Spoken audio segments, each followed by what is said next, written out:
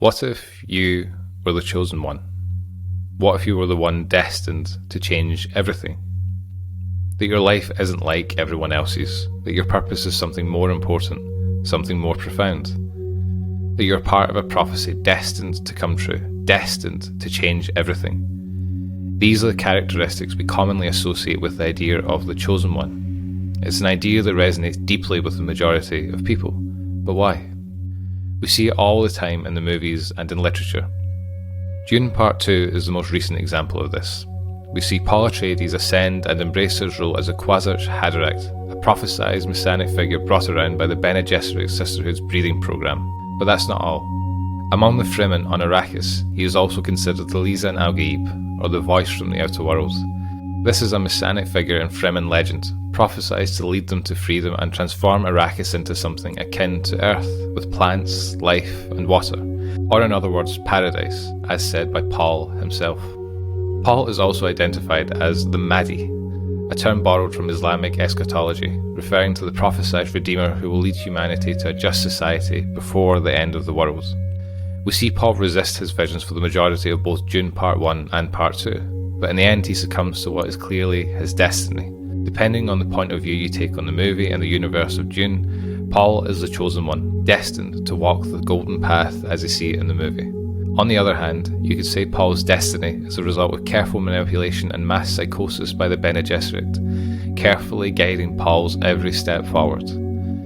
However, regardless of how we get there, Paul does become the chosen one. He embodies a Messiah-like figure with immense power and responsibility. But the story of Paul in Dune isn't the only one of cultural significance to make its way to the big screen in recent history.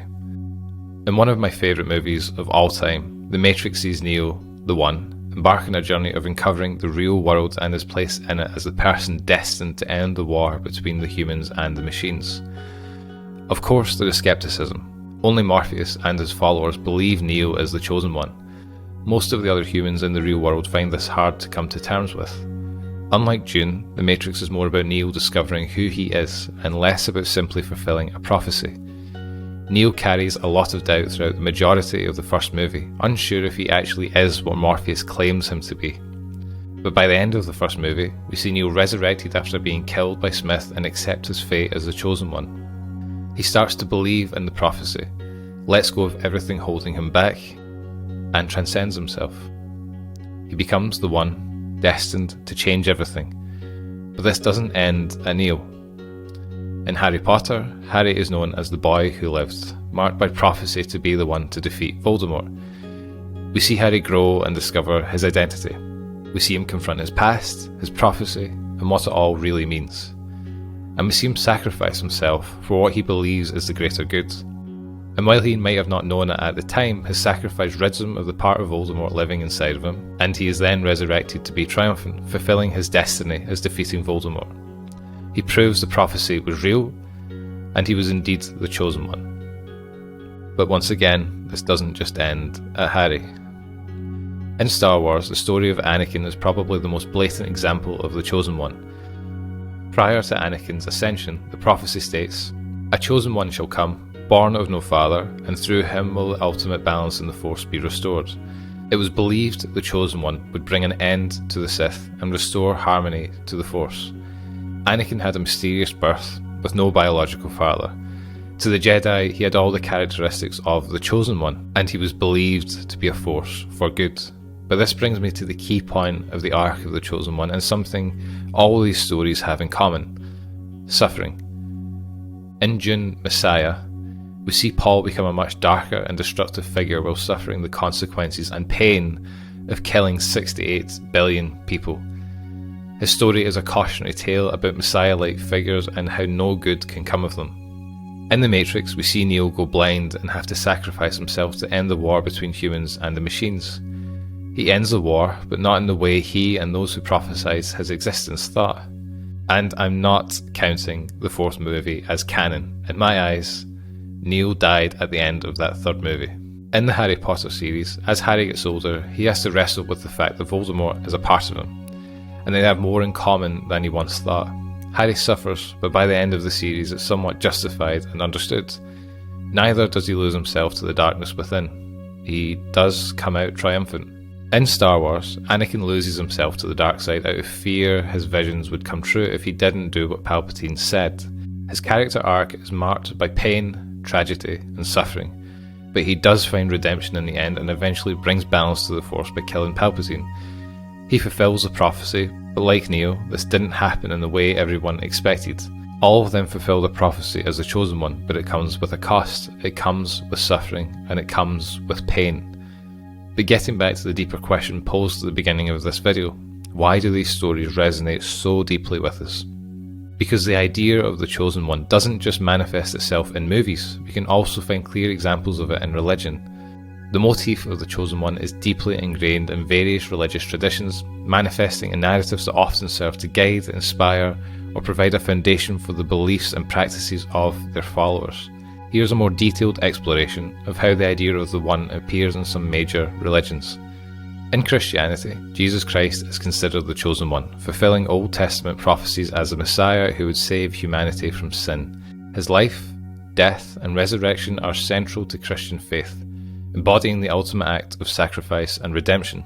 Judaism is rich with the concept of chosen individuals, starting with the belief that Jewish people are chosen by God to fulfill a covenant, a relationship detailed in texts like the Torah. Figures like Moses, who led the Israelites out of Egypt, and King David, under whose reign Israel achieved great prosperity, are seen as chosen by God for special purposes. Prophets in the Hebrew Bible, tasked with conveying God's messages and guiding the people, are also considered chosen ones. In Islam, many prophets are regarded as chosen by Allah to guide humanity. Muhammad, who is considered the final prophet in Islam, is considered to be the seal of prophets, chosen to receive the Quran's revelation and guide the Ummah, the Islamic community. Other prophets, including Adam, Noah, Abraham, Moses, and Jesus, are all seen as chosen individuals, each with a specific mission to uphold and spread the faith among their people. The concept of the chosen one in Buddhism can be seen as the figure of the Buddha, who attained enlightenment and chose to share his insights with the world, setting the foundation for Buddhism. While not a chosen one in the prophetic sense, the Buddha's journey from prince to enlightened teacher reflects a unique destiny fulfilled. In Hinduism, avatars of deities, particularly Vishnu, manifest in the world at times of great need and restore Dharma. Lord Ramya in Ramayana would be considered a notable example. These incarnations are chosen by divine will to protect the righteous, defeat evil, and maintain the balance of the universe. Depending on how you view religion, you might argue the significance of the chosen one and what it actually means. If you're an atheist, you might consider these parallels to be nothing more than the building blocks of a good, convincing story. But I think we need to go deeper than that, regardless of whether or not you're part of any particular religion, because we have to get back to the initial question: why do stories of the chosen one resonate so deeply with us? If you think about it, it's not a story we have to learn, it's one we simply understand, regardless of where it manifests itself. So let's look deeper than religion and try and answer this question once and for all. Carl Jung was a Swiss psychiatrist and psychoanalyst who is considered to have founded analytical psychology. His theories of the collective unconscious, archetypes, and the process of individuation have stood the test of time and provided a comprehensive framework for understanding human behaviour. His work was an essential development on Freud's theory of the unconscious. But why does he matter in the context of this video? See, Jung believed that beneath our personal unconscious lies a deeper layer shared by all humans, containing hidden messages and wisdom from our past. He called this the collective unconscious, and he believed our collective unconscious holds specific archetypes. An archetype is a universal symbol, understood by the majority of people, that emerges from the collective unconscious and manifests itself in dreams, myths, literature, and cultural practices across different societies and religions. To put it simply, archetypes embody common experiences, feelings, and beliefs that transcend the individual. And you might not be surprised to learn that the idea of the chosen one is one of those archetypes. The chosen one is an archetype deeply rooted in the collective unconscious. This figure typically embarks on a hero's journey, facing trials and tribulations, acquiring wisdom, undergoing death and rebirth, either metaphorically or literally, and ultimately delivering salvation or liberation to the people who believe in them. This narrative resonates with us so deeply because in many ways it mirrors the life of the individual. It mirrors the human experience. And that brings me on to another one of Jung's theories, individuation. In Jung's view, individuation is a process by which a person becomes aware of their individuality. This is where you would integrate the conscious with the unconscious parts of the psyche. An example of this most commonly cited is the idea of integrating the shadow, the darker side of the personality that we all have but may or may not acknowledge. But only through acknowledgement and understanding can we achieve true self-awareness and integrate this part of our psyche to achieve wholeness. The Chosen One embodies this journey towards wholeness and self-realization, acting as a symbolic guide for the audience's own path to individuation. Jung would argue that the reason these stories resonate so deeply is not merely because they entertain or inspire, but because they reflect our own inner quests for meaning. The trials and tribulations of the Chosen One mirror our own internal battles. Their revelations echo our moments of insight, and their ultimate transformation signifies our potential for self-actualization. The Chosen One's journey often involves reconciling opposites within the self and the world, a concept Jung referred to as the union of opposites. This union is not just a resolution of conflict, but a synthesis that gives rise to something greater than the sum of its parts, much like the Chosen One often brings balance or a new understanding to the world. In essence, the archetype of the Chosen One or the hero's journey really mirrors our quest for self-discovery and fulfillment. As we engage with these stories, we're not just spectators, but we're participants in a collective exploration of what it means to become truly oneself. Jung's insights reveal that each of us is on a hero's journey, and in a sense we are all chosen to undertake the difficult but rewarding quest towards self-knowledge and understanding. So to answer the question posed at the beginning of the video, why do stories of the Chosen One resonate so deeply with us? It's because they touch upon a fundamental aspect of the human condition: the desire for significance, the battle between good and evil within us, the quest for self-actualization, and the hope for a better future. As we navigate through life, each of us, in a way, is the Chosen One in our own narrative, called to face the unique challenges in our life, to grow, and to contribute to the world in a meaningful way.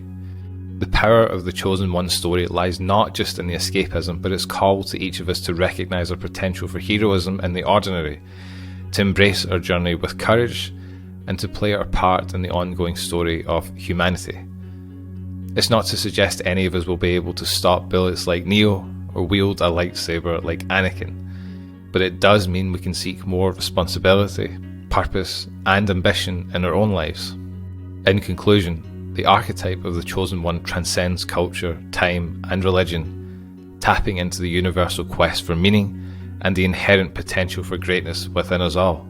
It's a reminder that, while not are all chosen for a grand, cosmic destiny, each of us is called to navigate our path, face our darkness, and emerge transformed. It's a reminder that we can all become something greater if we open ourselves up to that possibility. If you liked this video and you want to see more content like this, please subscribe to my channel, like the video, and share it as you see fit.